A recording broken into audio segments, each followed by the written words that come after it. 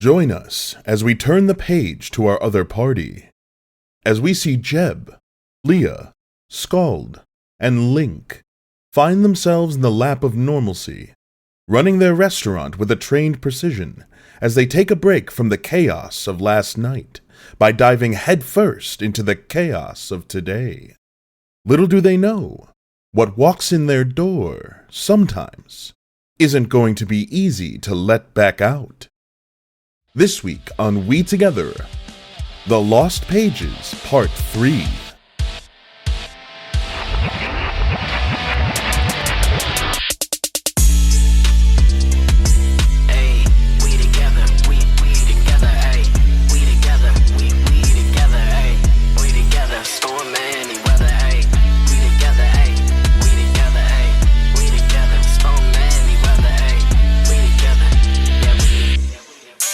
WeTogether is now online.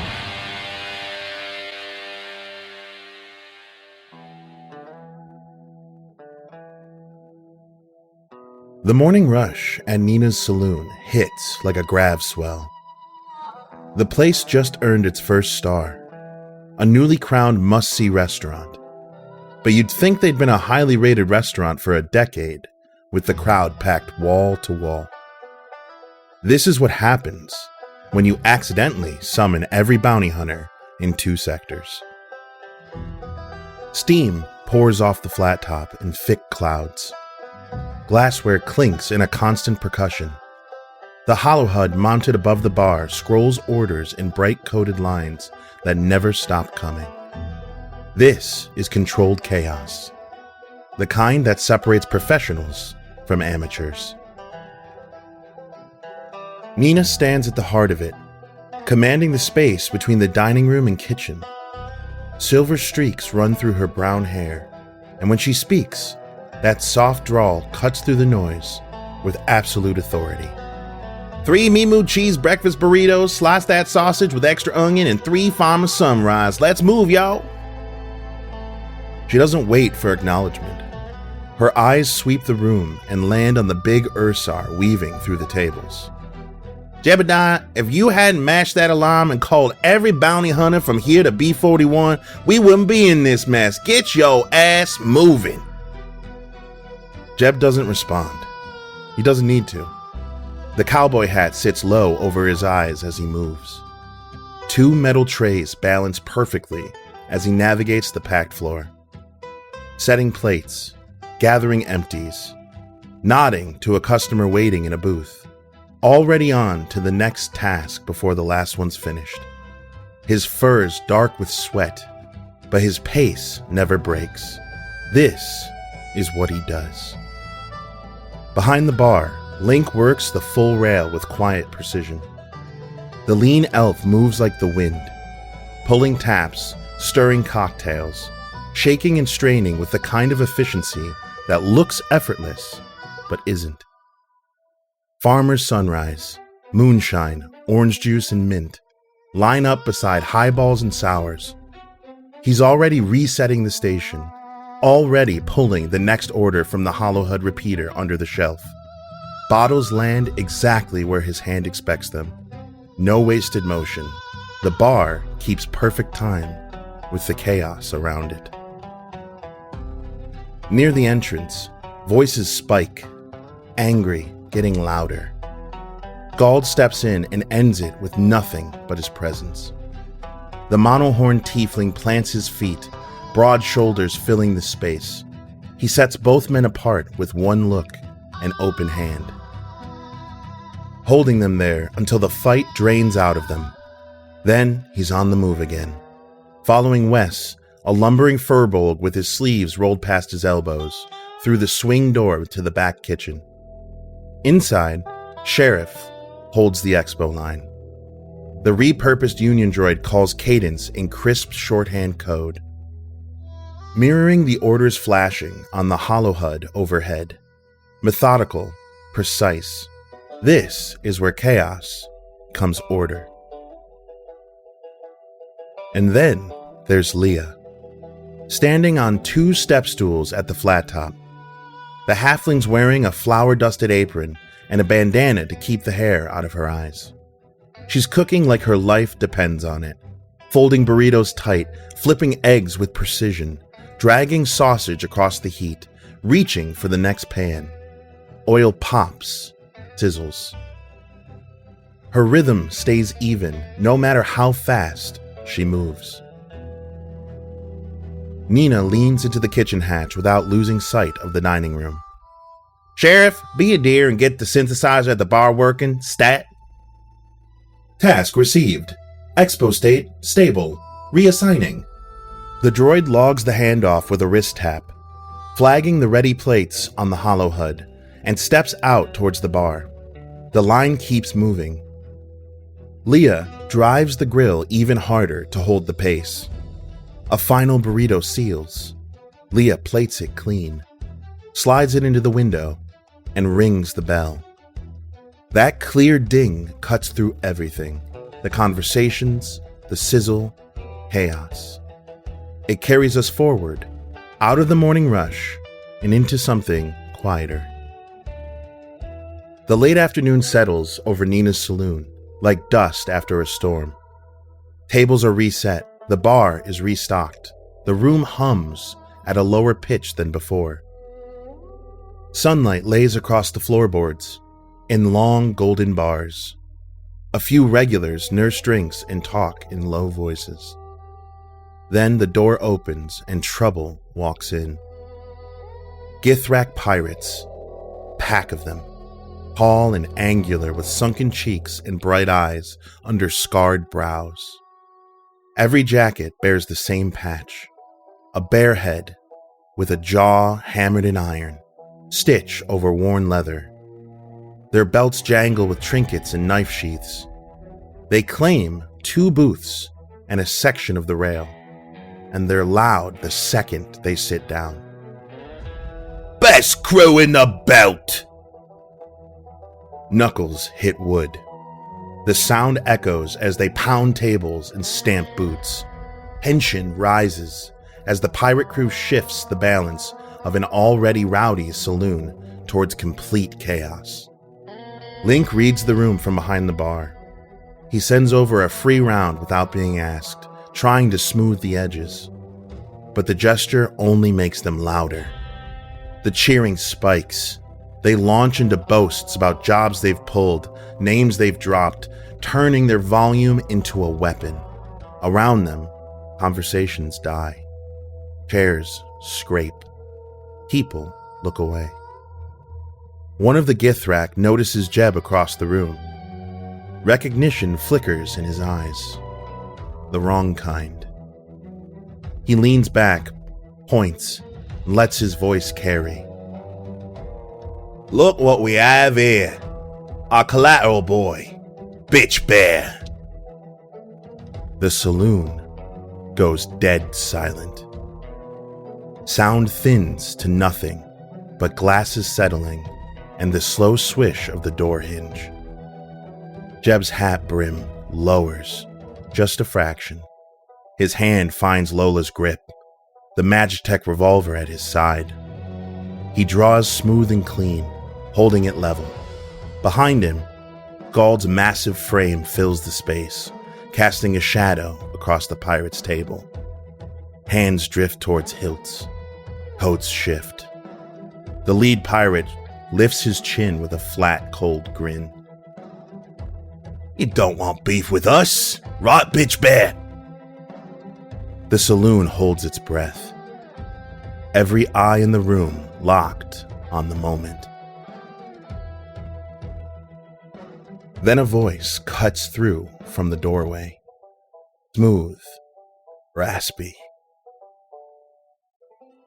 "You should take your own advice, friend. Considering where you are." Heads turn. A white tabaxi with black patches steps inside. Wide brim hat shadowing steady eyes. Pressed coat. Holster worn from work. He doesn't touch the gun at his hip. Doesn't need to.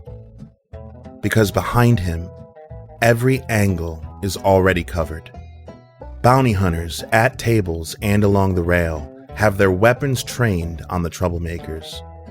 Muzzles fixed, fingers flat along the frames. Professional, patient. The Githrak clock the odds in an instant. One spits on the floor, a last gesture of defiance. They start backing towards the door. "We won't forget this," one throws over his shoulder at Jeb and Scald. "Count on seeing us again," another adds, shoving the door wide. Their curses rattle into the street as they disappear. The saloon exhales as one. Nina slides through the bar gap, her drawl warm and welcoming now. "Porthos du Vallon, you want your regular sugar?" The tabaxi tips his hat with practiced charm. Porthos du Vallon runs the Lone Musket, Sector B41, the way that Nina runs her saloon in B40. Both are major players in the Outer Rim. Everyone in the room knows it. "Wouldn't dream of anything else, Miss Nina." He's respectful with Nina, always is. But then his gaze shifts, sweeping the room until he finds the halfling woman standing in the kitchen pass. His grin turns roguish. Notorious flirt that he is, he can't help himself. "And what is this delicate flower's name?" Color rises in Leah's cheeks. Immediately, Jeb takes a half step forward, closing the lane. Link squares his shoulders at the bar. Scald fills the space between them, a wall of silent but very firm protection. Porthos reads the room. He raises his palms in a shy smile, knowing when he's been outmaneuvered. "Perhaps another time." Holsters click home around the room. Shoulders drop. The hollow HUD ticks fresh orders in a new column. The saloon returns to the business of dinner, with Porthos at the bar and Nina pouring his regular. The dinner rush begins to taper. Tables reset again. The bar is wiped down and restocked for the evening crowd. The hollow HUD trims old orders, posts fresh ones in a quieter column. Music nudges up a notch. Jebediah and Sheriff clear the last plates and glasses. At the threshold, Scald blocks the entrance. Standing before him is possibly the most enigmatic individual to walk through these doors all day. A very short human man in a purple velvet suit and a massive purple top hat. Older, with bright eyes full of mirth. He looks up at the towering tiefling and proclaims with theatrical flair, "Good evening! I'm Mel the Magnificent, magician extraordinaire, and I would like to dine in your establishment." Scald looks him up and down, finds no threat in the eccentric getup, waves him through. Mel steps into the center of the room like he owns the place. Jeb seats him quickly, already moving on to the next task. "Soup of the day! I heard it's top notch! Send me the good stuff, big fella!" Jeb points to the board behind the bar, where today's soups are listed. 2 options, both from Leah. Creamy lobster bisque and hearty beef and vegetable. Mel's grin widens like he's just been offered the keys to the kingdom. "I'll take both!" He produces a deck of cards from thin air, flipping through them with practiced ease. The cards flutter and dance between his fingers. "But first, who wants to see a trick?" Jeb gives a small shake of his head, not interested. But a patron at the next table leans in, curiosity getting the better of him. Yeah, show me." The flower on Mel's lapel snaps forward.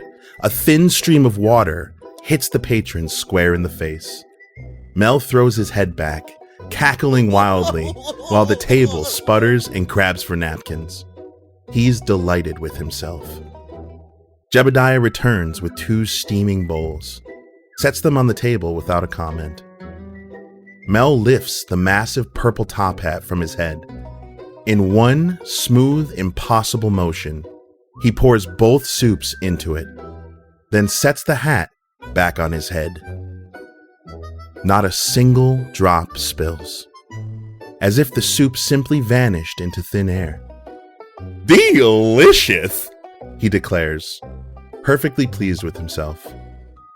Across the room, Porthos, now visibly drunk, wanders over from the bar. He talks to Mel like they've met before. The words loop and slur, but the tone is familiar.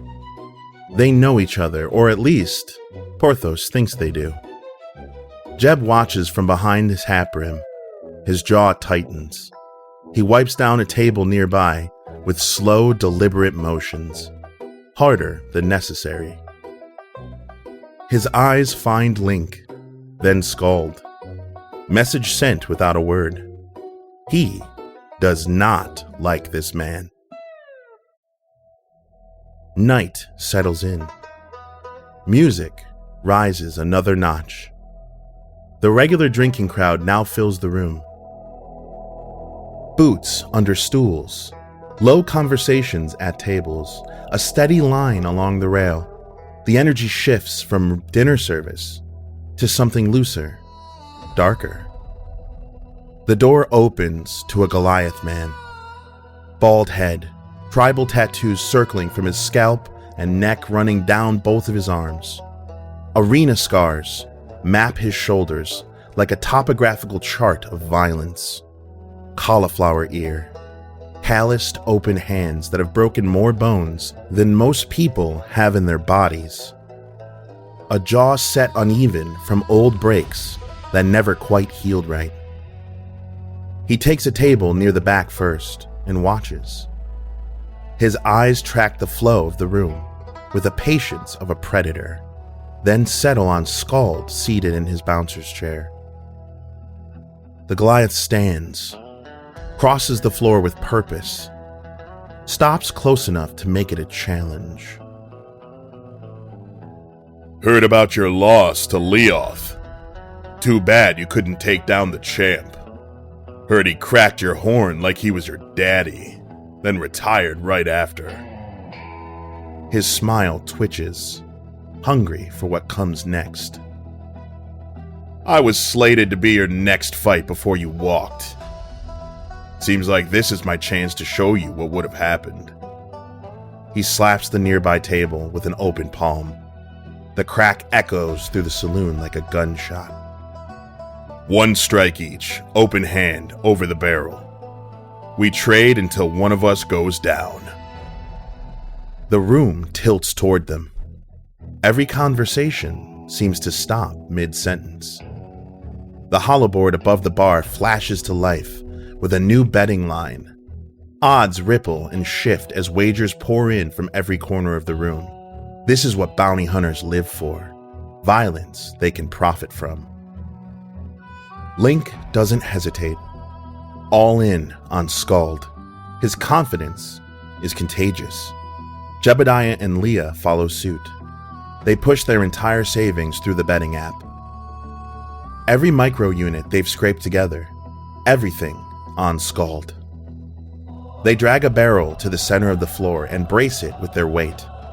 Scald squares up on one side. The Goliath mirrors him on the other. Coin flips, tumbles through the air, then slaps into a waiting palm.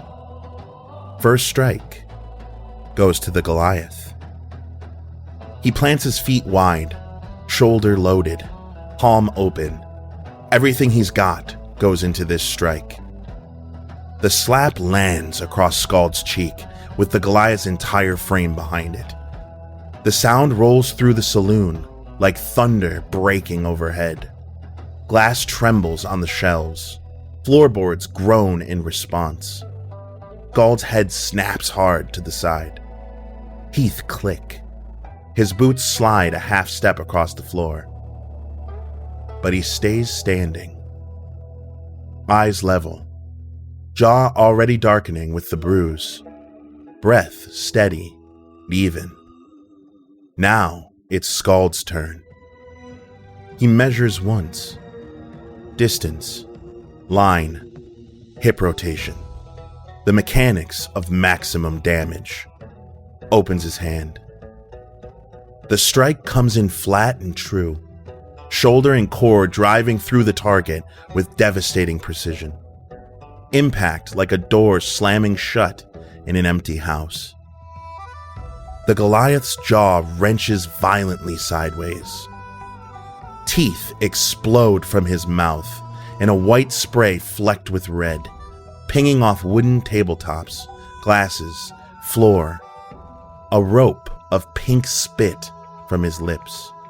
His knees fold like someone cut the strings. His eyes roll unfocused before his back finds the air. He spills past the barrel and hits the floorboards, already unconscious. Blood splatters bright across his tribal tattoos. For one frozen beat, the room holds its breath.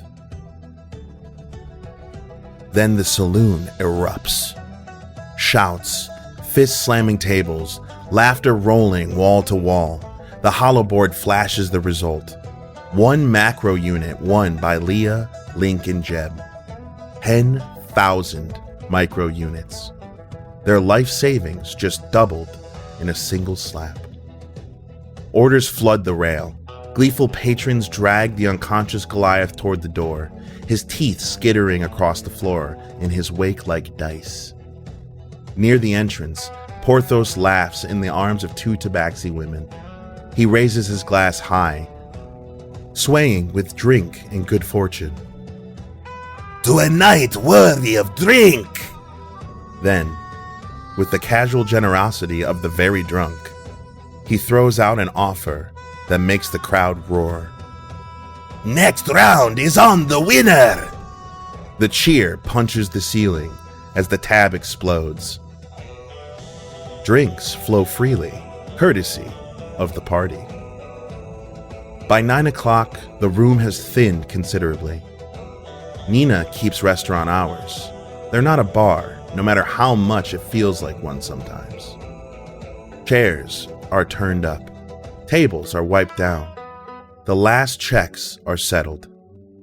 What remains? The crew counting their winnings. Nina behind the bar, checking hollow receipts.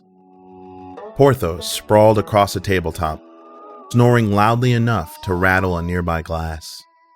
And Mel, purple top hat still perfectly perched on his head, hovering beside Jeb, with that smile that never seems to land the same way twice.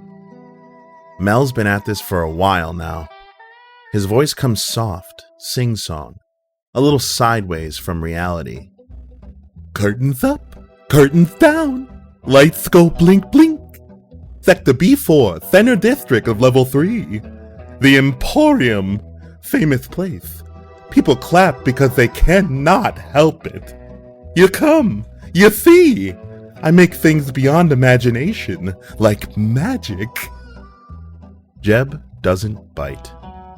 Cowboy hat low, he wipes a table, stacks coasters, ignores the pitch as if Mel weren't even in the room. But Mel, persistent. He produces a business card from somewhere and flicks it once. It spins flat across the wood and lands perfectly in front of Jeb. White stock, matte finish, a QR code around one corner. A stylized E stamped in the center. Doors at 8, but I prefer 802, Mel adds, as if confiding a secret to the air itself. Jeb's eyes finally lift. He picks up the card, turns it once in his fingers, examining it. Then he eases Lola from the holster, just enough to show the grip. The same stylized E is etched into the handle of his Magitech revolver. His gaze narrows, questions forming. The card disappears into his vest, and you can see the wheels turning behind his eyes. But before he can ask anything, The front door opens to heavy footfalls. An old man steps inside, shoulders rolled from years of long hauls, eyes that take in the entire room in a single practiced sweep. He walks straight to the bar with the kind of purpose that says he belongs here, or at least he used to. Nina looks up from her receipts. She gasps. The Hattazee sets one weathered hand on the rail, speaks low, his voice carrying weight that has nothing to do with volume. Been a while, friend. Hope it's okay with you that I dropped in. Nina's voice shifts into something Jeb has never heard from her before. Softer, weighted with history and something that might be respect, might be fear, might be both. Yes, sir. Hatch takes his seat at the bar, lights his pipe with steady hands. The flame flickers, catches, glows, as smoke drifts up past his cyberware monocle. Hello, Nina. And that is where I'm going to end this session.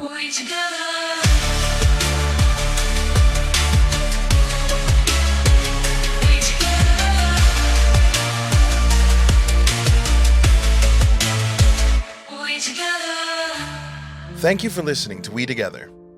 Find all of our links on our Linktree or join our amazing Discord community at We Together Gaming to chat about the story, share your thoughts, and hang out with the cast and GM. If you'd like to support us, please check out our Patreon at patreon.com/WeTogetherGaming. You'll get exclusive access to our behind-the-scenes podcast, where we talk about our favorite moments, dive into character work, and have long-form discussions about the story every week.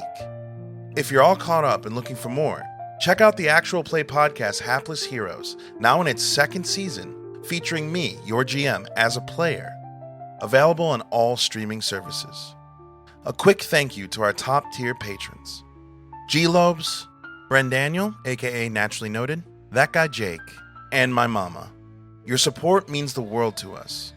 Until next time, stay adventurous, and remember, whatever we do it better together.